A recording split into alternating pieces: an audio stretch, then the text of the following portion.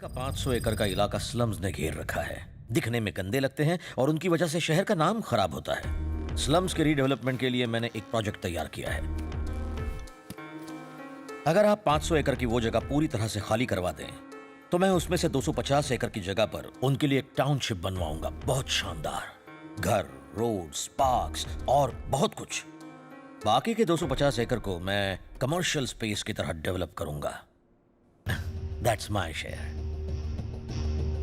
इस प्रोजेक्ट में होने वाला सारा खर्चा मैं अकेले उठाने को तैयार हूं। इससे सरकार का हर तरफ नाम होगा। एक बदसूरत बस्ती को पॉश और आलीशान बनाने का श्रेय मिलेगा। ऑफ कोर्स इसमें मेरा भी फायदा होगा। सुनने में तो ये प्रोजेक्ट बहुत बढ़िया लगता है, बहुत इंटरेस्टिंग है। पर आप ऑपोजिशन पार्टीज को तो जानते हैं, राय का पहाड़ बनाकर सरकार की नीयत पर सवाल खड़ा करना उनकी आदत है। मैं जल्द ही एक ऑल पार्टी मीटिंग बुलाऊंगा और सब लोगों की राय लूंगा। ये एक नेक काम है, इसलिए मैं देखूंगा कि इसमें कोई टांग ना अड़ाए।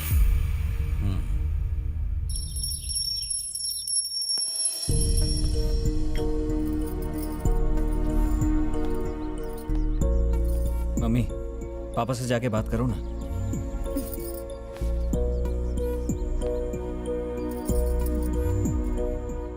तू क्या छोटा बच्चा है राघव, जो मैं तेरी सिफारिश करूं? तू खुद ही क्यों नहीं बात कर लेता अपने पापा से?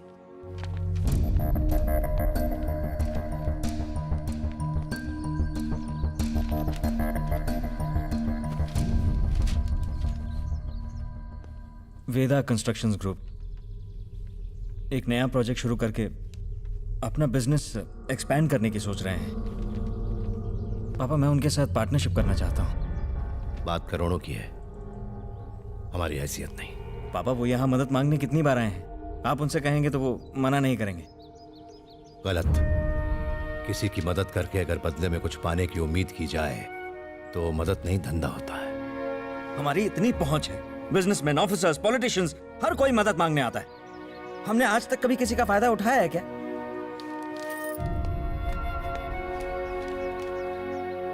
ओके, आपने आज तक अपने लिए कुछ नहीं मांगा और मैं चाहता भी नहीं हूं कि आप अपने लिए किसी से कुछ मांगे। कम से कम मेरे लिए तो मांग लीजिए। मुझसे कहिए कि कम से कम मेरी ही मदद कर दें।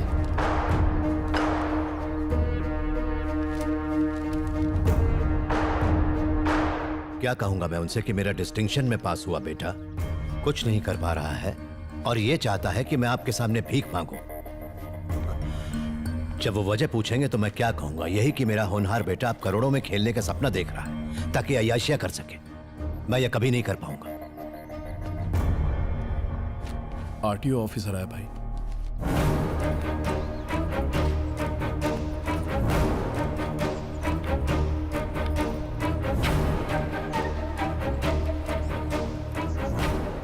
नमस्ते।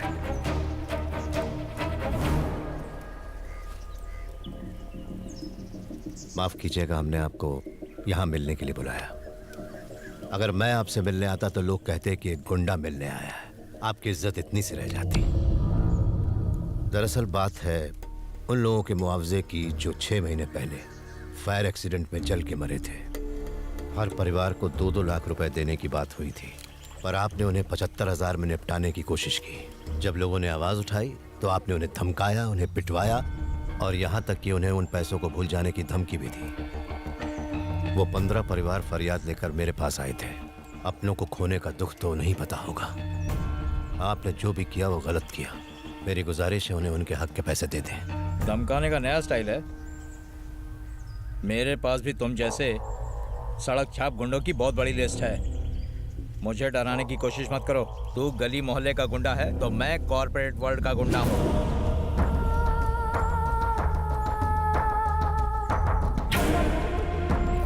बच्चों को अंदर ले जाओ।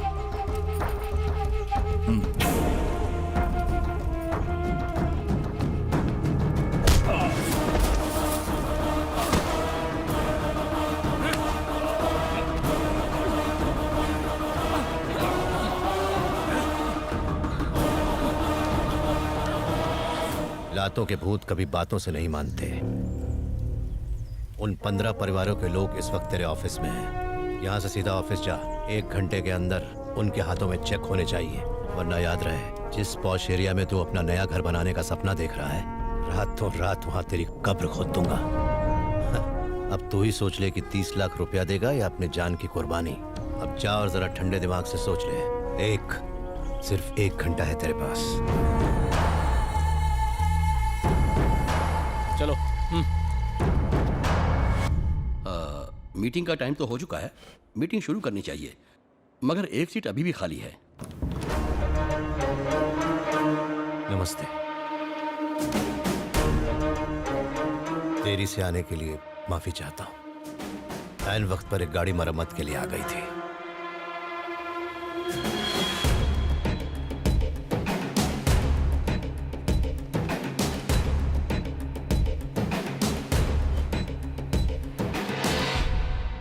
मुकेश राणा के प्रोजेक्ट के बारे में बात करने के लिए हम सब यहाँ जुटे हैं।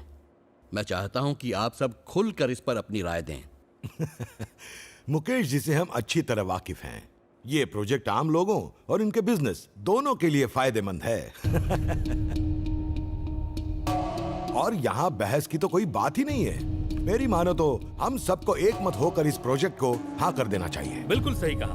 ये प्रोजेक्ट हमारे लोगों की भलाई के लिए है। इस प्रोजेक्ट को जल्द से जल्द शुरू कर देना चाहिए। अगर उन झुग्गी में रहने वालों को पक्के घर मिल जाए तो हमारी पार्टी को भी कोई एतराज नहीं होगा। मुकेश जी ने जो प्रोजेक्ट हमारे सामने रखा है, उस बारे में आपका क्या ख्याल है सत्यम जी? जो प्रोजेक्ट गरीबों की भलाई के लिए हो, वो तो जाहिर सी बात है अच्छा ही होगा। बस मुझे एक छोटी सी बात खटक रही है। अगर हम स्लम्स में से गरीबों को हटाकर जमीन आपको दे दें, जो कि आपकी सबसे पहली डिमांड है, तो क्या आप पहले उनके लिए घर बनाएंगे या कमाई के लिए कमर्शियल कॉम्प्लेक्स? प्रोजेक्ट पूरा करने के लिए मुझे पैसे चाहिए होंगे। इसके लिए बेहतर होगा पहले मैं अपनी लैंड डेवलप कर लूं, जिससे मैं कैपिटल रेज कर पाऊंगा। यह हमें मंजूर नहीं।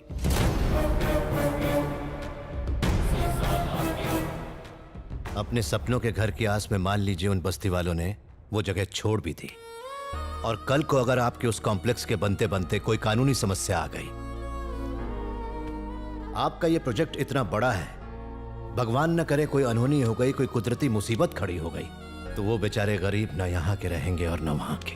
कोर्ट में केस लड़ते लड़ते उनकी जिंदगी दांव पर लग जाएगी, पर घर नहीं मिलेगा। इसलिए मेरी गुजारिश है, आप सबसे पहले उन गरीबों को उनकी छत दे दें। इम्पॉसिबल। तो मेरे लिए भी ये इम्पॉसिबल है। मुझसे मेरी राय जानने के लिए आप सबका शुक्रिया।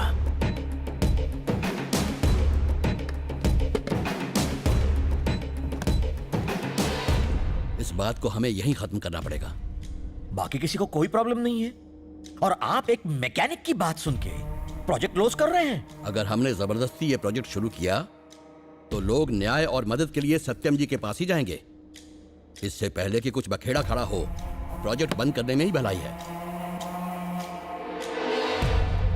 हैदराबाद के high profile slum redevelopment project पर सीएम ने कल की मीटिंग में इस पर रोक लगाते हुए इसे अनिश्चित काल के लिए स्थगित कर दिया है। आपकी झुग्गियों में जो रीडेवलपमेंट प्रोजेक्ट शुरू होने वाला था, उस पर सत्यम ठाकुर ने रोक लगा दी। आपका क्या कहना है? जनता गराज के सत्यम जी हमेशा सही फैसला लेते हैं। उनका फैसला हमारा फैसला है। हम सब सत्यम जी के साथ हैं। जनता का राज सही है, हम सब उनके साथ हैं। जनता के राज का फैसला ही हमारा फैसला है। 5,000 करोड़ का प्रोजेक्ट एक मैकेनिक की वजह से कैंसिल हो गया। It's too much dad. सरकार भी प्रोजेक्ट को क्लियरेंस देने से डर रही है, और इसकी वजह है जनता गराज।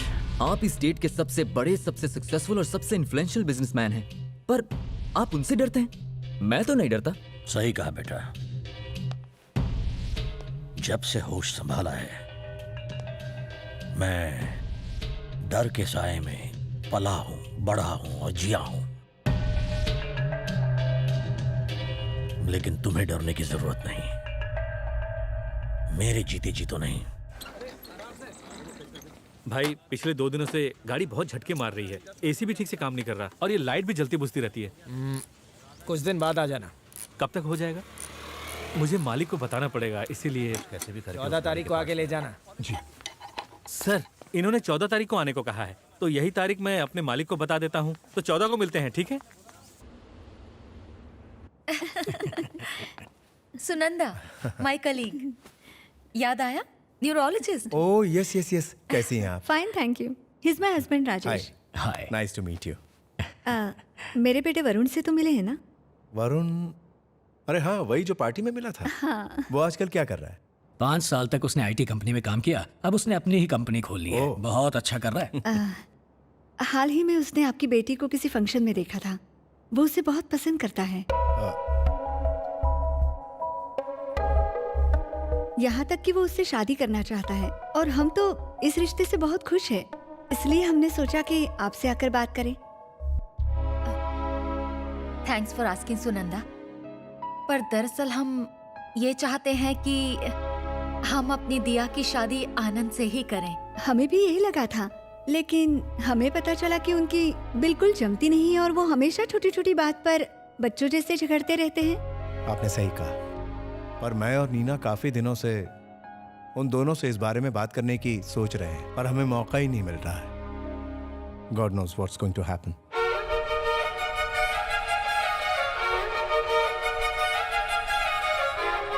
तुझे मुंबई कैसा लगा?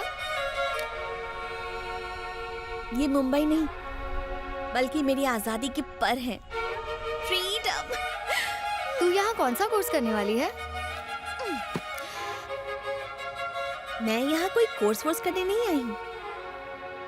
हैदराबाद में ना सिर्फ फुल रिस्ट्रिक्शंस थे। ये मत करो, वो मत करो, फ्रेंड्स के साथ बाहर मत जाओ। शाम हुई नहीं कि कर्फ्यू लग जाता था। और मैं वहां क्या करती थी? बुद्धू की तरह घर में बैठी रहती थी। And you know the saddest part, boys मुझसे बात करने से भी डरा करते थे। You call it a life? तो आगे का प्लान क्या है? मैंने कुछ प्लान नहीं किया है, और हाँ, मेरा जो दिल करेगा मैं वही करूंगी। फुल ऑन अपनी लाइफ मैं जीना चाहती हूँ। जैसे ही सब लोग सो जाएंगे ना, हम पटाखे जलाकर उनकी नींद हराम कर देंगे। हाँ, ये लो। ओके? इतने बम पटाखे फोड़ेंगे ना कि मजा आ जाएगा।